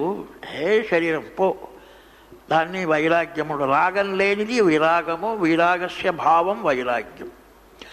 అలాగే రసం లేనిది విరసము, విరసం యొక్క భావము వైరస్యము. అంటే ఈ శరీరంలో పెద్ద రుచి లేదు, ఏదో ఉంది ఉండని అంతే అనుకుని ఇలాగ వైరాగ్య భావాన్ని పెంచి దానివల్ల బంధనాన్ని తురించి ముక్తిని కలుగజేసేది కూడా మనస్సే. మనస్సు ఈ శరీరం పైన ఆహా బాగుంది అంటే నేను బద్ధుడయ్యాను. మనస్సు నాకు చెప్తుంది తోచివేయి. అక్కడ చూడు ఆ మహానుభావులు మనస్సు పైన వాళ్ళకి ఇదే లేదు. ఈయన రమణ మహర్షి గారు వ్యాస్ప్స్ అంటారు, దానికి ఏమంటారు తెలుగులో వ్యాస్ప్స్. అది కరిస్తే చాలా నొప్పి. దీనిలాగా భ్రమరాల్లాగే ఉంటాయి, తెల్లగా ఉంటాయి అనుకుంటా. అది ఇక్కడ ఉంది. ఈయన వెళుతున్నారు, ఈ తొడ కింద ఉంటే ఒక వ్యాస్ప్కు తగిలింది. అది చాలా కోపం దానికి. వెంటనే ఓ నలుగురిని పిలుచుకుని వచ్చి కరిచింది. అతను రమణ మహర్షి గారు అంటారు, నువ్వు చేసిన పని అనుభవించు. తొడకు చెప్పుకుంటున్నారు, నువ్వు చేసిన పని ఎందుకు వాళ్ళని వెళ్ళిపోయి నువ్వు ఇవి అనుభవించు. 4-5 వ్యాస్ప్స్ వచ్చి కరుస్తున్నాయి, మేమైతే గెంతులు వస్తాం. అనుభవించు, నీకు కావాలి నీకు అంటారు. అంచేత దేహాభిమానం లేనివారు, ఈ వైరస్య భావము కూడా మనస్సే కదా, వైరాగ్య భావము కూడా మనస్సే కదా. అంచేత మనస్సు అనుగ్రహించిందంటే ముక్తులయ్యాము, మనస్సు అనుగ్రహించకపోతే బద్ధులయ్యాము. మనస్సుని పెద్ద దేవునిలా కాదు అనుగ్రహించడానికి. మనస్సును గట్టిగా మేము పెట్టాలి, చేతిలో పట్టుకోవాలి, కంట్రోల్ చేయాలి, దానిలోకి తీసుకుని రావాలి. అప్పుడే దాని యొక్క అనుగ్రహం. ఏమీ చేయకుండా నువ్వు చెప్పినట్టే అంటే లాభం లేదు. కాబట్టి వైరస్యమత్ర విషవత్, ఇది విషంలాగా చూసుకో శరీరాన్ని. రమణ మహర్షులు అంటూ అదే మనస్సే చెప్పిస్తుంది. అది విషంలాగా, ఏం లాభం లేదు. అప్పుడు అది వారు ఏం చేస్తారంటే ముక్తికి కారణమవుతుంది ఆ మనస్సు. సువిధాయ పశ్చాత్ ఏనం విమోచయతి తన్మనయేవ బంధాత్. ఈ మనిషిని ముక్తునిగా చేస్తుంది మనస్సే. కాబట్టి మనస్సు ఇంత ప్రాముఖ్యతను పొందింది. ఇక్కడ ఇది బుద్ధి కాదు, మనస్సులో 2 వస్తాయి. మనస్సును సంకల్ప వికల్పాత్మకం మనః అంటారు. మనస్సులో అవును అనేది వస్తుంది, కాదు అనేది వస్తుంది, రెండూ వస్తాయి. అంచేత రెండూ వచ్చినప్పుడు నేను బుద్ధివంతుడైతే ఏది నిజమో దాన్ని తీసుకుంటాను, ఏది అబద్ధమో దాన్ని వదిలేస్తాను. బుద్ధి లేనివాడు అతనికి ఏది మనోహరంగా కనిపిస్తుందో దాన్ని తీసుకుంటాడు, అది ఏది అంత మనోహరంగా లేదో దాన్ని వదిలేస్తాడు. అంచేత మనస్సులో రెండూ వస్తాయి, అదే దాని యొక్క విలువ. బుద్ధి అలా కాదు, డిసైడ్ చేసేస్తుంది. కాబట్టి తస్మాన్ మనః కారణమస్య జంతోః బంధస్య మోక్షస్య చ వా విధానే బంధస్య హేతుర్మలినం రజోగుణైః మోక్షస్య శుద్ధం విరజస్తమస్కం. ఇప్పుడంటారు ఈ మనస్సును ఎలాగయ్యా దారికి తీసుకొని రావడం, ఎప్పుడు ఏం చేస్తుంది మనస్సు యొక్క లక్షణాలను సరిగ్గా మనం చూసి మనస్సును దారికి తీసుకొని రావాలి, ట్రైనింగ్ ఇవ్వాలి మనస్సుకు. అది ఇదివరకే వచ్చింది, నియతమైన మనస్సు కలిగిన వాడు అని ఒకటి వచ్చింది, ఇదివరకే అయ్యింది. అంటే రెగ్యులేటెడ్ మైండ్ కలిగిన వాడు, వాడికి గెలిచాడు మనస్సును, మనస్సు పైన అతనికి అధికారం ఉంది. అది లేనివాడు ఇంకా చచ్చాడు. తస్మాన్ మనః కారణమస్య జంతోః. జంతువు అంటే జననం, జన్మ ఉండేది జంతువు. జంతువుకు కారణం మనస్సు. దేనికి కారణం? బంధస్య మోక్షస్య చ వా విధానే. బంధమో మోక్షమో కలగడానికి కారణమేది జంతువుకు అంటే మనస్సే, రెండింటికి మనస్సే. బంధస్య హేతు మలినం రజోగుణై. మనస్సు సాధారణంగా రజోగుణం ఉంటుంది మనస్సులో ఎక్కువ, అంచేతనే అందులో చాంచల్యము. రజోగుణం ఎక్కువగా ఉంటే చాంచల్యము, రజోగుణం ఎక్కువగా ఉంటే బంధానికి కారణం. గీతలో భగవంతుడు అన్నాడు కదా, రజసస్తు ఫలం దుఃఖం. దుఃఖం ఎక్కడి నుంచి వస్తుంది? బంధనం నుంచి. రజోగుణం ఎక్కువగా ఉంటే మనిషిని కట్టివేస్తుంది, దానివల్ల దుఃఖాన్ని తెచ్చిపెడుతుంది, ఇవన్నీ చేస్తుంది. కాబట్టి మనస్సులో రజోగుణం సాధారణంగా, మనస్సు డెఫినేషన్ నిర్వచనమే అది, రజోగుణం ఎక్కువగా ఉండేదే మనస్సు. అందువల్లనే సంకల్ప వికల్పాత్మకమని ఇటు చెప్తుంది అటు చెప్తుంది. రజోగుణం ఎక్కువగా ఉంటుంది, దాన్ని ఏమైనా చేసి రజోగుణాన్ని తగ్గించి తమో గుణాన్ని తగ్గించి సత్వగుణాన్ని పెంచితే అప్పుడు మనస్సు మనకు జ్ఞానాన్ని ఇస్తుంది. రజసస్తు ఫలం దుఃఖం. సత్వం నుంచి కలిగేది సుఖం, జ్ఞానము సుఖము ఇవన్నీ సత్వగుణం నుంచి కలిగేది. మనస్సులో ఎప్పుడు సత్వగుణాన్ని పెంచాలి, దానికనే ఇంత కష్టపడతారు. ఇది తినకూడదు, అది తినకూడదు, ఎక్కడికి వెళ్ళాలి అక్కడికి వెళ్ళాలి, ఇవన్నీ సత్వగుణాన్ని పెంచడానికి. సత్వగుణాన్ని పెంచితే మాటిమాటికి ఇలాగా ఉంది అలాగా ఉంది అనేది రాదు. సత్వగుణ సంపన్నుడు ఎప్పుడు కరెక్ట్గా ఒక్క నిమిషంలో తీర్మానానికి వచ్చేస్తాడు, సెకండ్లోనే. అతనికి సాధారణ మనిషికి ఏం వ్యత్యాసం అంటే, సాధారణ మనిషి ఒక తీర్మానానికి రాలేడు, అవునవును అంటాడు, కాదు కాదు అంటాడు, ఇలాగుంది అంటాడు, అలాగుంది అంటాడు, అలాగ చేస్తూ ఉంటాడు. బుద్ధిమంతుడైన వాడు అలా కాదు. ఏదైనా సమస్య వచ్చింది అంటే వెంటనే దాన్ని చూస్తాడు, ఒక్క నిమిషంలో ఒక డెసిషన్కి వచ్చేస్తాడు, దాన్ని గట్టిగా పట్టుకుంటాడు. అతను వచ్చిన డెసిషన్ను అందులో పొరపాటు ఉండదు, తప్పు ఉండదు. ఇది బుద్ధిమంతునికి సాధారణ మనిషికి ఉండే తేడా. కాబట్టి మనస్సులో సత్వగుణం వచ్చింది అంటే, ఏ మనస్సును వాడి వ్యవహారం చేసి చాలా టైం తీసుకుని ఒక తీర్మానానికి వస్తాడో అది చెయ్యకుండా వెంటనే ఒక డెసిషన్కు వచ్చేస్తాడు. బంధస్య హేతు మలినం రజోగుణం. రజోగుణం మలినం ఎప్పుడు, అందులో ఇది రాదు, అది డస్టులాగా కప్పేస్తుంది, తర్వాత అది సరిగ్గా ప్రతిబింబం రాదు. ఈ సత్వగుణం అలా కాదు, ఎప్పుడు ఆత్మ ప్రతిబింబం బాగా తీసుకుంటుంది సత్వగుణం. రజోగుణంలో అది లేదు. కాబట్టి సత్వగుణంలో మనకు అన్నీ మంచిదే కలుగుతాయి, జ్ఞానం వస్తుంది, సుఖం వస్తుంది, అన్నీ వస్తుంది. రజోగుణం ఎక్కువైన మనస్సులో బంధస్య హేతుర్మలినం రజగుణం, బంధానికి కారణమవుతుంది. మోక్షస్య శుద్ధం విరజస్తమస్కం, ముక్తికి కారణమయ్యే మనస్సులో రజోగుణము తమోగుణము ఉండదు. మనస్సు శుద్ధంగా ఉంటుంది, అంటే సత్వగుణం ఎక్కువగా ఉంటుంది. అలాంటి మనస్సే మోక్షానికి కారణము అని ఈ విషయాలే ఆ ఛాందోగ్యోపనిషత్తులో ఆహార శుద్ధౌ సత్వశుద్ధి, సత్వశుద్ధౌ ధ్రువా స్మృతి అని అక్కడ చెప్పారు. ఆహార శుద్ధౌ అంటే అది రామానుజాచార్యుల వారు ఒక రీతిగా దానికి అర్థం చేశారు. అది మనము ఇప్పుడు చేస్తామే అలాగ రామానుజాచార్యుల వారు అర్థం చెప్పారు. శంకరాచార్యుల వారు ఇంకొక రీతిగా అర్థం చెప్పారు. రెండు అర్థాలు అక్కడ కావలసిందే, తీసివేసేది ఏమీ లేదు. ఆహారము అంటే గ్రహించడం, ఆహ్రియతే అంటే ఏదేదో వస్తువులు ఉన్నాయి కదా, దాన్ని తీసుకోవడం అంటే స్వీకరించడం. స్వీకరించడం అంటే నోరు తెరిచి నోట్లో వేసుకోవడము స్వీకరించడమే, కడుపులోకి వెళ్ళి అది స్వీకారం అవుతుంది. లేదు కన్నులో చూసి కంట్లో నుంచి తీసుకోవడము స్వీకరించడమే, చెవుల్లో నుంచి తీసుకోవడము స్వీకరించడమే, ఆహ్రియతే. అంచేత ఎలాగైనా సరే దాన్ని స్వీకరించినప్పుడు దానివల్ల మనస్సు కూడా మారుతుంది. అంచేత ఒట్టి భోంచేయడంలోనే ఉంది శుద్ధంగా ఉండవలసింది అనేది రామానుజాచార్యులు చెప్పినారు. అందులో ఈ దోషం ఉంది, ఆ దోషం ఉంది, జాతి దోషము, ఇంకా ఆశ్రయ దోషము ఇలాగా ఉంటుంది. ఆ దోషాలు ఉండిన ఆహారాన్ని తీసుకోకూడదు అని ఆయన లోపల తీసుకునే ఆహారం గురించే చెప్పాడు, తినడం. శంకరాచార్యులు వారు అన్నారు, ఇన్ని ఇంద్రియాలు ఉండగా నోట్లో వేసుకున్నదే మా మనస్సును మార్చేటట్టు చేస్తుంది, మారేటట్టు చేస్తుంది అని చెప్పకూడదు.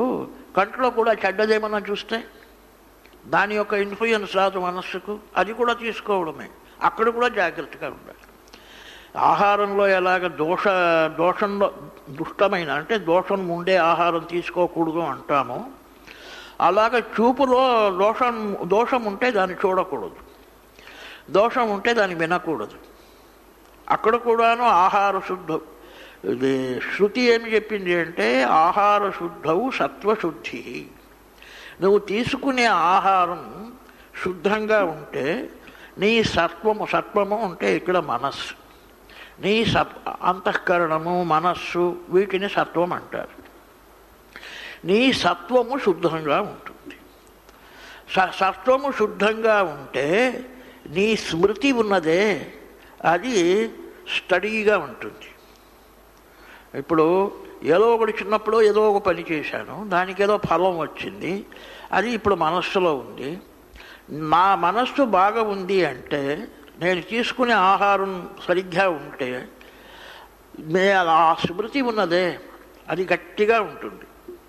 అది లేకపోతే ఈ సంస్కారాదుల వల్ల ఈ తీసుకునే ఆహారం దాని యొక్క ఫలం వల్ల ఏమవుతుందంటే స్మృతులు జ్ఞాపకానికి వస్తాయి కదా, అవి ఇటు అటు కన్ఫ్యూజ్ అవుతాయి.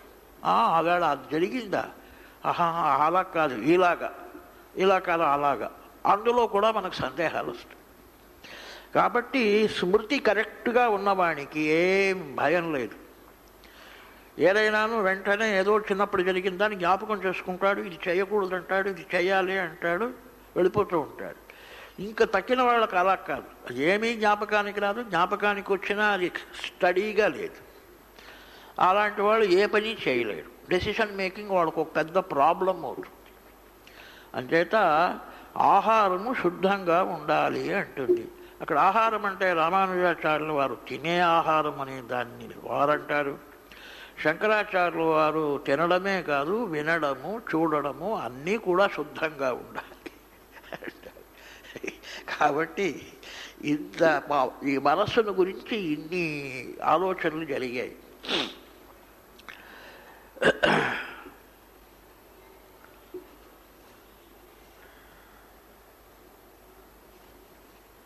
వివేక వైరాగ్య గుణాతిరేకాత్ శుద్ధత్వమాసాద్య మనో విముక్త్యై భవత్యతో బుద్ధిమతో ముముక్షో స్తాభ్యాం దృఢాభ్యాం భవితవ్యమగ్రే.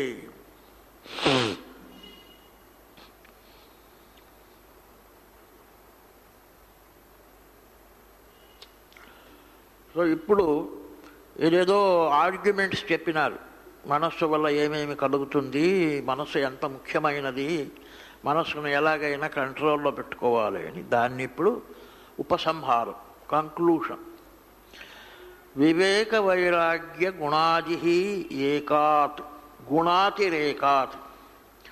వివేకము వైరాగ్యము రవ్వంతగా ఉండడం, పెద్దగా ఉండడం, చాలా వివేక వైరాగ్యాదులు చాలా ముఖ్యంగా ఉండడం, ఇవన్నీ తారతమ్యాలు ఉన్నాయా లేదా? మనిషికి తారతమ్యం ఉంది.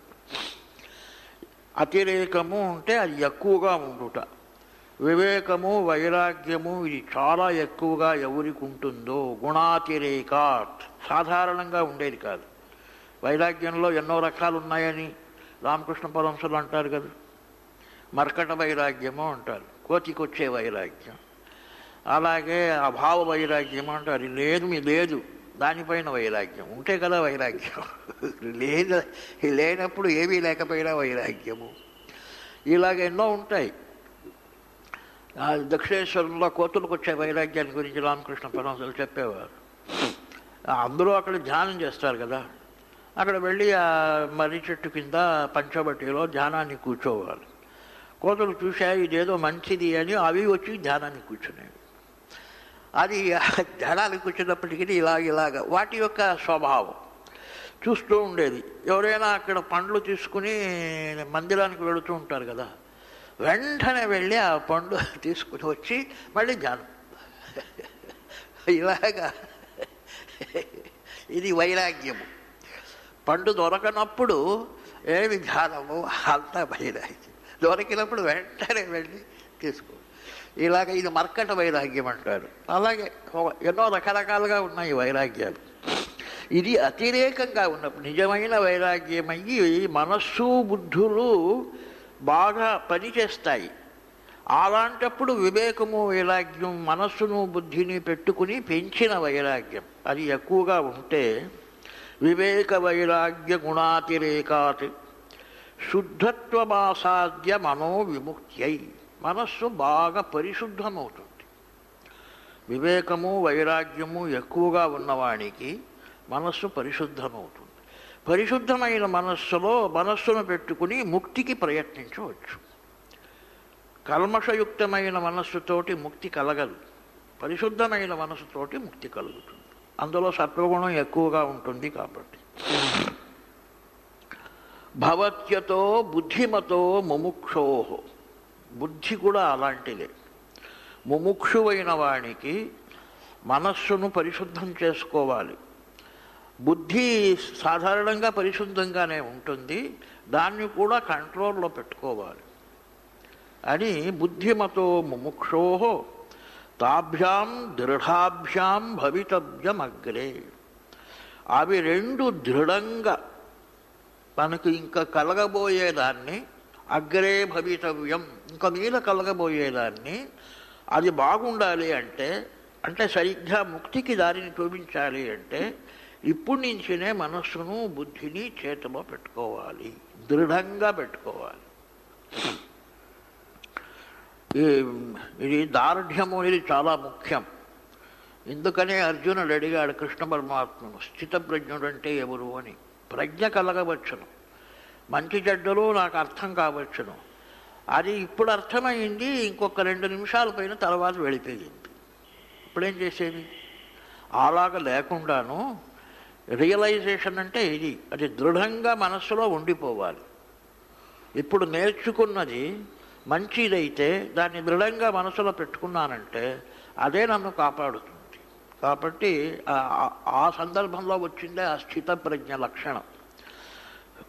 మనస్సు ప్రజ్ఞ స్థితంగా దృఢంగా ఉన్నవాడు ఎలాగుంటాడు, ఏదో వచ్చింది పోయింది వాడు ఎలాగుంటాడని ఇద్దరికీ తేడా చూపించినాడు అక్కడ కృష్ణ పరమాత్మ. మనోనామ మహావ్యాఘ్రో విషయారణ్య భూమిషు చరత్యత్ర నగచ్చంతు సాధవోయే ముముక్షవః. ఈ మనస్సు అనేది పెద్ద పులి, మహావ్యాఘ్రము. చిన్న పులి కూడా కాదు, పెద్ద పులి. ఈ పులి ఎక్కడుంటుంది? అడవిలో ఉంటుంది. ఆ అడవిలో ఏముండాలి? పులికి తినే కావలసిన విషయాలే ఉండాలి. అక్కడే కదా పులి ఉండడు. ఏమీ దొరకని చోటు ఏముంటుంది? ఈ మనస్సు అనే పులికి ఏం కావాలి అంటే విషయాలు కావాలి. అది ఎంత కట్టివేసినప్పటికీ మనస్సును కూడాను కోతిలాగా అంటారు, చాంచల్యం. ఎంత కట్టివేసినప్పటికీ ఎలాగో అలా పరిగెత్తుతూ ఉంటుంది. అందుచేత ఇది కావాలి అది కావాలి అని వెళుతూ ఉంటుంది. అది అక్కడుంది, ఇది ఇక్కడుంది, దీన్ని నేను అనుభవించాలి, ఇలాగ మనస్సులో ఎన్నో కల్పనలు వస్తూ ఉంటాయి.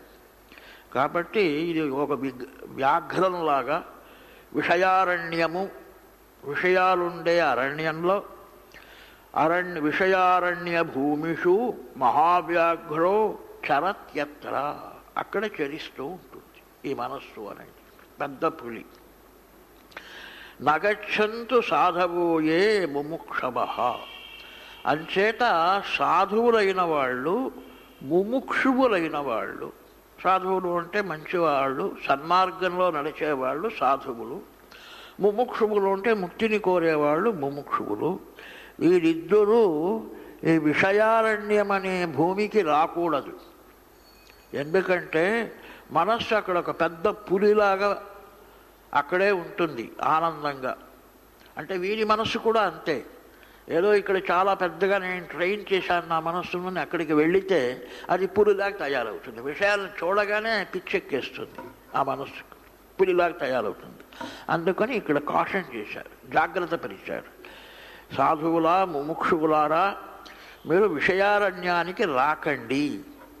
వస్తే మీ మనస్సు కూడా చెప్పడానికి లేదు, ఒక పెద్ద పులిలాగా అయిపోతుంది, గడపటికి మిమ్మల్నే తినేస్తుంది, ఇక్కడ రాకండి అని జాగ్రత్త పరిచారు.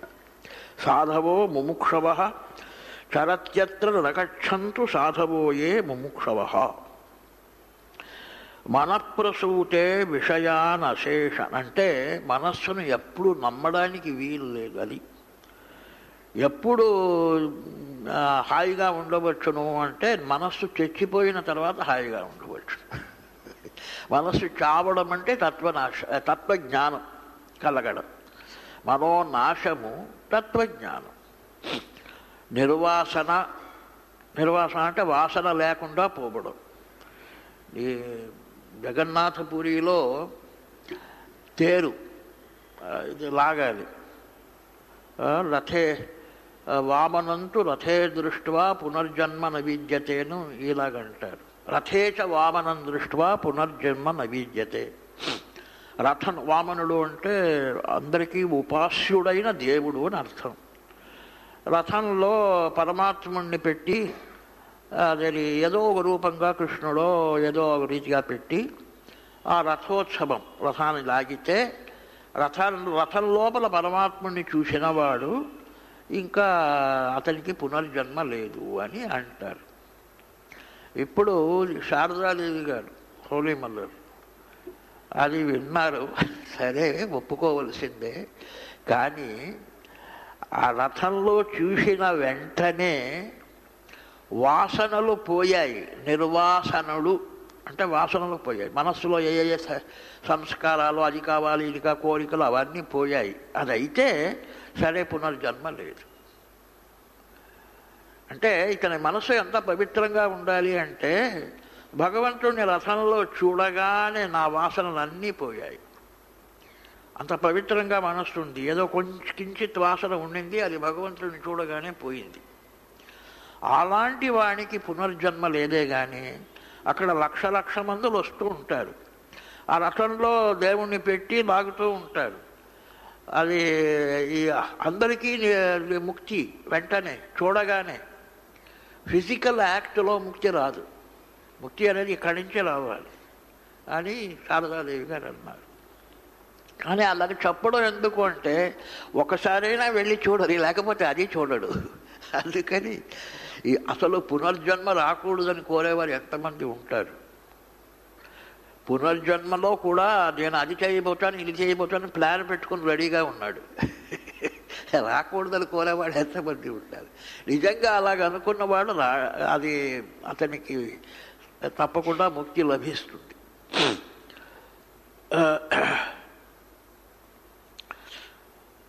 మనఃప్రసూతే విషయాన్ అశేషాన్ స్థూలాత్మనా సూక్ష్మతయా చ భోక్తుః శరీర వర్ణాశ్రమ జాతి భేదాన్ గుణక్రియాహేతు ఫలాని నిత్యం.